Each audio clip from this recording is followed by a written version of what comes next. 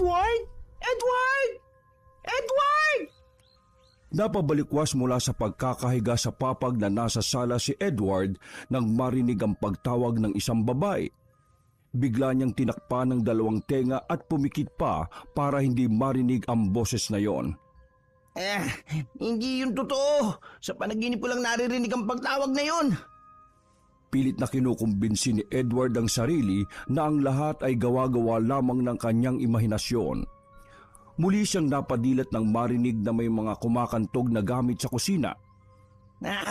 Itutulog ko na lang ito. Tapos paggising ko, wala na yan. Muli siyang bumalik sa pagkakahiga at nagtakip ng unan sa ulo para hindi na marinig ang mga ingay. Subalit kahit anong iwas niya ay nanunuot pa rin sa kanyang tenga ang mga kaluskos at pagtawag sa kanya ng babae. Edward, halika na. Kakain na tayo. Tumayo ka na dyan. Nagtayuan na ang balahibo ni Edward sa katawan. Lalo niyang ibinaon ng unan sa sarili.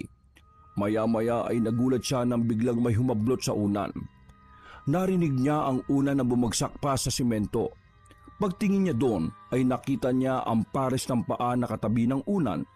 Mabalahibo ang paa, mahaba at matutulis ang kuko ng daliri nito. Tantanan mo na ako, Andrea. Bakit ayaw mo bang manahimik? Umalis ka na dito. Sigaw niya sa babae kahit nanginginig sa takot dahil hindi niya alam kung ano ang gagawin nito paggalit. Sa tuwing nagpapakita ito sa kanya at pinagsasabihan ay bigla na lang nagwawala sa galit. Kakain na, mahal ko. Luto ng sinangag at pritong tuyo. Di ba paborito mo yon? Bumangon ka na dyan. Hindi. Lubayan mo ko. Malis ka dito. Sigaw niya sa babae pagkatapos ay pinulot ang unan at muling itinaklob sa ulo.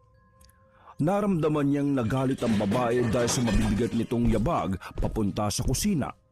Muli na naman itong inilaglag ang mga gamit. Nang matapos na ito sa pagwawala, ay bigla nang tumahimik ang paligid.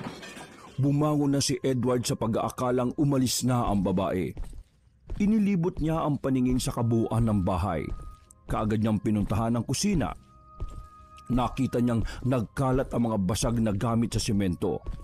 Sinipa niya ang mga bangko dahil sa pagkainis. Basag na naman ang mga gamit ko. Nakakainis talaga.